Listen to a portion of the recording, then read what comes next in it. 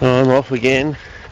I couldn't photograph last night because it was just too windy. It's getting windy again tonight, but not as much as it was last night. It's a bit dry in the air now. Anyway, my aims, goals and objectives tonight are to try this wide. I'm using the wide angle tonight to see if that can. Now I know that the close-up lens is totally useless, I might as well just chuck it away. I might as well just try out the wide angle lens using the old milk bottle and see what happens. And I'm going to go over to that plant which 2 nights ago. I'm going to photo. Hopefully, if it's still there, it hasn't been damaged. No one's walked on it in the last 2 days. Now, kids going to or coming home from school walked across it without realising it. I'll try and photograph it again using the wide angle lens, and we'll see. We'll make a comparison and see if there's any difference. Might find it. See, it's better to use the wide angle. I don't know, but I just thought I'd try that. Anyway, the international. I've just noticed. I just checked the post box at what was it, 1:30 in the morning now, and obviously the postman came late today because I checked it a few times earlier. So the international bulletin has turned up. I'm just going to check it in detail probably later on tonight or tomorrow. See if there's any apology in it. For that big clanger, I don't know if they did it or it was done by the author of the article, because the original discovery was made over at Kansas in Western Australia, on the outskirts of Perth, in 1974, when I was 9 years and a couple of months old, and because it has sort of implies in the article that it's all happening in South Australia, which is where I live now, but it wasn't where I lived then. I had the second half of my childhood around the outskirts of Perth.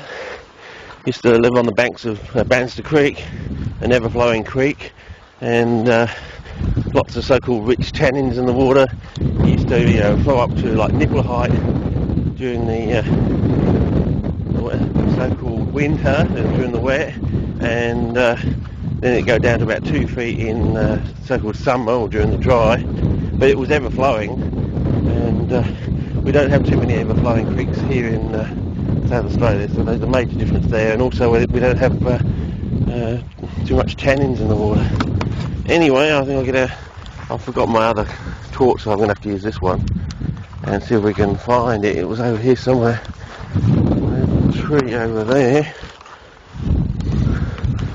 So I contacted the ICPS, and they knew nothing of it.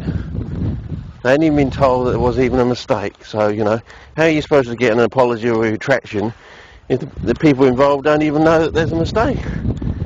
I mean, I think the real reason there was no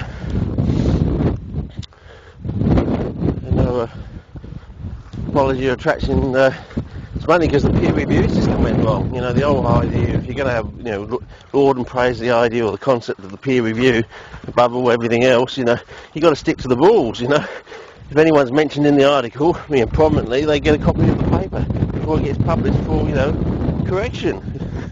I mean, and I never got a copy of the paper before it was published for correction. And therefore, that's why this big error was, in the actual article.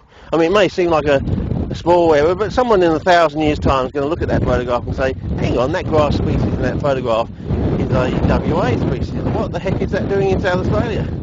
They'll thinking, was that type of species growing in South Australia 1,000 years ago, but it's not now? All those sort of crazy questions can stem from that sort of thing. And now that it's been 7 issues, I'm having trouble finding this thing now. And now that 7 issues, if someone's just reading that article and they don't read 7 issues or more ahead, they might not come across the apology. So in their mind, the next few months, 2 years, they'll get into their mind that it all happened in South Australia. And then it'll be very hard for them to change their mind. Oh wow, look at the plants here. Can you see that? Wow. Now I'm trying to find this one. I thought it would be easier than this, but apparently not. There's the tree, so I'm too far over, I think. It was in a little dip. Maybe you can see that on the thing, but just is it there? Here? No, I can't. Jeez, I'm having trouble finding it. But anyway, hopefully maybe in the December issue I'll get a nice little apology, or a stop press apology or something like that. But I don't know. Anyway, I think I'll stop the camera. I'm rambling again. I mean, it's a big issue to me. I mean, and what was that comment about Barry Myers where I was saying it's all remembered? I mean, that's a bit insulting. I mean, I did after all get the photograph on the very day of discovery. I mean, what were you doing when you were 9 years old? Were you just thinking about yourself, or were you thinking about, this is important, other people will want to know about this. People in 1,000 years' time would probably want to know what it looked like. I couldn't get really good close-ups of the plant, so I got the next best thing. I got the location of the plant, right next to the roadside. So people could say, well, why were they growing by the roadside, and things like that. And that's strange, why are they growing there? And not in the swamp, things like that. Anyway, I'll make another clip in a minute.